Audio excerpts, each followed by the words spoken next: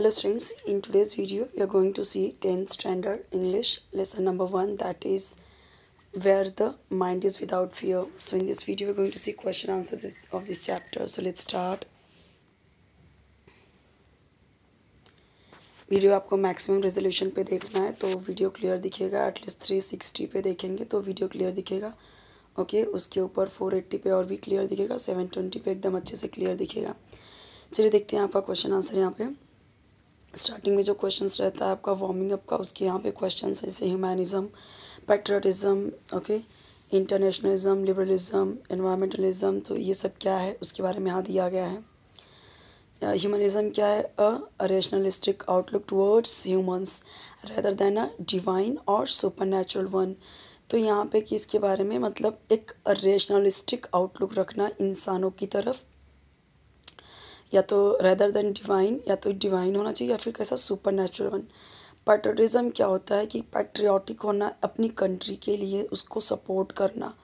Internationalism क्या होता है? स्टेट और process of being international, right. तो यहाँ पे दिया गया इसका मतलब। अब ये चैप्टर किसने लिखा है? रविन्द्रनाथ टैगोर जी ने। सो उनकी क्या विश है? His country to get true freedom, एक रियल में कैसे फ्रीडम होता है, हर तरीके से आज़ादी। And he describes what this heaven of freedom is, कि ये हेवन ऑफ फ्रीडम है क्या। ओके, तो ये चैप्टर अगर आपको नहीं समझा है तो यहाँ पे देखिए इसका पैराफ्रेज दिया है, यहाँ से आपको क्लियर समझ में आ सकता है। मैं थोड़ा बहुत यहाँ पे समझा देती हूँ।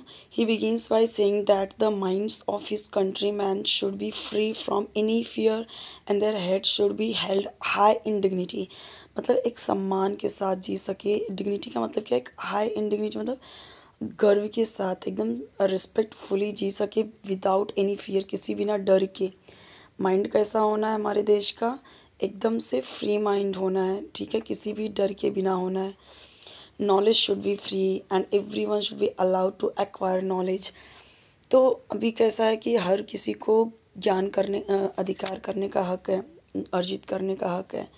तो हर कोई नॉलेज गेन कर सके, एक्वायर कर सके। पीपल शुड बी यूनाइटेड, हर कोई कैसा होना चाहिए? यूनाइटेड होना चाहिए, यानी कि एकता होना चाहिए उनमें। Okay, and the world should not be broken up into small and different parts.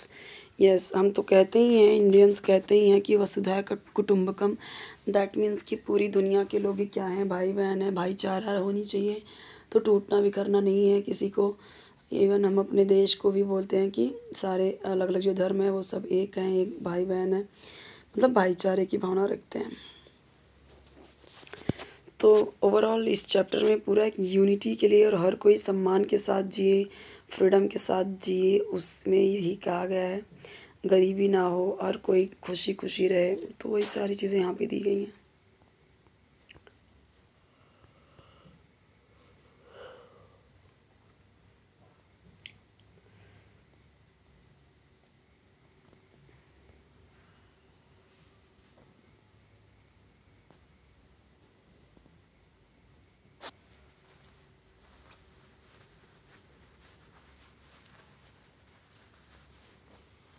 सारे आंसर्स डायरेक्टली दिए गए हैं यहाँ पे। अब यहाँ पे देखिए, ये आपका पैराग्राफ दिया गया है, इसी पैराग्राफ से ऊपर वाले सारे क्वेश्चंस हैं और इधर के आगे के भी। और यहाँ पे उस पैराग्राफ में जितने हार्ड वर्ड्स हैं सबकी मीनिंग है, देख लेते हैं। फ्रैगमेंट्स का मतलब क्या होता है? स्मॉल पीसेस ऑफ पार्ट्स, किसी भी पार्ट का छोटे छोटे pieces. Narrow domestic walls means division on the basis of religion, caste, class, race and colour in societies in between countries of the world. अब ये तो हम देख ही रहे हैं कि अगर आप कास्ट वाइज देखोगे, रिलीजन वाइज देखोगे, तो आपको तो बहुत सारी चीज़ तो आपको इंडिया में ही देखने को मिल जाएगी, जहाँ बहुत सारी चीज़ें अच्छी हैं, कुछ ना कुछ बुरी भी हैं। और एकदम स्टार्टिंग से नहीं है, बट ये अंग्रेज़ों के आने के बाद और जो हमारे जब फॉरेन इन्वेडर्स आए उसके बाद ज़्यादा चीज़ें बढ़ी हैं ये सारी चीज़ें। और उसके बाद कुछ न कुछ, अब हमेशा कास्ट रिलीजन को लेके तो लड़ाई होती है। अगर हम देखें क्लास, रेस, कलर, तो इसे आप देखो अगर फॉरेन में, अमेरिका वगैरह में भी, लंदन में भी, इन सब चीज़ों को लेके होता ही। कलर को अगर लेके देखें तो अभी भी जब अंग्रेज आए थे तो वो खुद को गोरे समझते थे, हमें काले समझते थे, तो उसकी वजह से तो डिस्क्रिमिनेशन करते ही थे। तो वो चीज़ें अभी भी हैं, इंडिया में वो चीज़ें नहीं है गोरे काले को लेके, बट फॉरेन कंट्रीज़ में आप देखोगे तो कई जगहों पे आपको ये चीज़ें मिल जाएंगी रेस, कलर, क्लास के ऊपर। तो इसी को क्या बोला गया है, नैरो डोमेस्टिक वॉल्स, यानी घर में ही छोटी छोटी दीवारें बना देना। अब छोटी छोटी दीवारें किस पे, इन चीज़ों के ऊपर, ऐसे समझोगे तो समझेगा। टायरलेस स्ट्राइविंग का means what, continuous efforts and hard work. Tireless striving, continue यानी कि टायरलेस स्ट्राइविंग, कंटिन्यू स्ट्रगल करते रहना। स्ट्रेचेस इट्स आर्म्स, यानी अपने आर्म्स को स्ट्रेच करना। That means what, attempts made at achieving a goal, यानी कि गोल को अचीव करने के लिए अटेम्प्ट्स बनाना।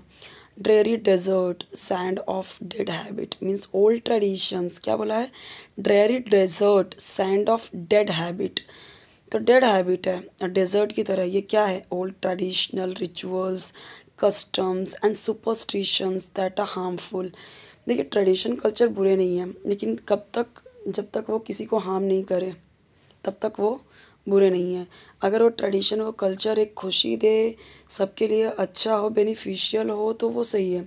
बट वो अगर किसी को नुकसान दे रहा है, जैसे सती प्रथा क्या था, एक कल्चर था या ट्रेडिशन था जो समझे, तो वो क्या था, उस वो हार्म कर रहा था, वो जिंदा इंसान को जलाया जा रहा है, तो वो क्या है, वो हार्म है।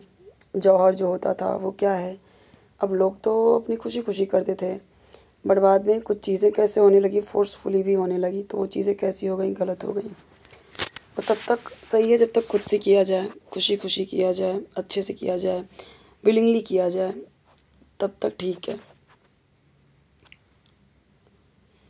एक्चुअली तब तक भी किसी की जान जाना वो तब तक भी ठीक नहीं है, बट ठीक है, फोर्सफुली हो रहा है तो ज़्यादा बेकार हो जाता है वो चीज़ें।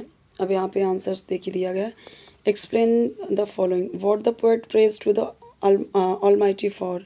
The poet prays to the almighty asking him to awaken his, यानी the poet's country to a heaven of freedom where the people are all truly free and total freedom of good thoughts, good words and good actions exist while respecting those of others.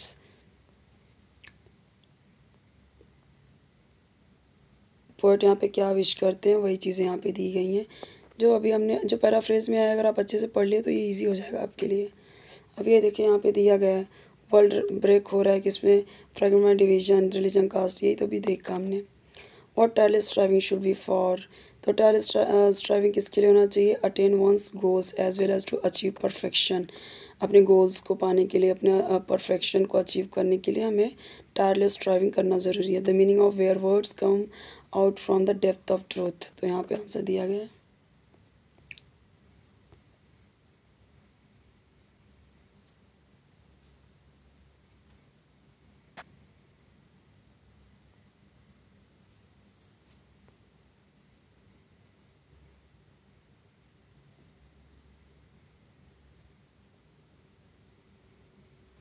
बहुत easy है, ये answer छोटे छोटे हैं। पूछा गया, is the poem a prayer for India alone, the poem is a prayer for India alone but it is also relevant for countries all over the world. तो यहाँ पे वो सिर्फ अपने कंट्री की बात तो कर ही रहे हैं क्योंकि हम उस टाइम पे प्रॉब्लम में थे, बट यहाँ पे उन्होंने सारी दुनिया की भी बात की है।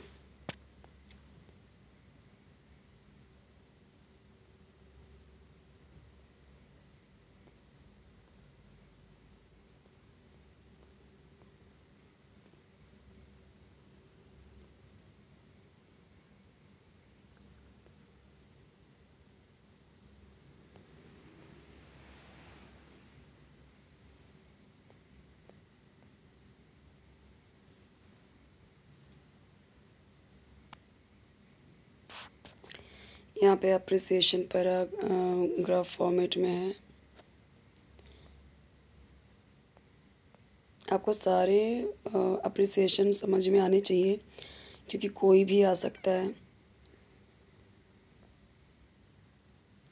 राइटिंग स्किल में देखो दिया गया है रिपब्लिक डे या इंडिपेंडेंस डे पे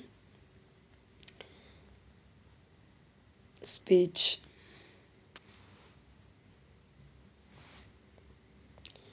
यहाँ पे चैप्टर कंप्लीट होता है। नेक्स्ट चैप्टर में हम देखेंगे chapter number 2 the thief story, हम देखेंगे नेक्स्ट वीडियो में। ओके, तो कोई भी वीडियो चाहिए कमेंट सेक्शन में बताइए। चैनल जरूर सब्सक्राइब कर लीजिए, वीडियो लाइक कर लीजिए, फ्रेंड्स के साथ शेयर कीजिए। और ऑलरेडी आपके धीरे धीरे हर सब्जेक्ट के वीडियोस बना रही हूँ, अपलोड कर रही हूँ। ओके।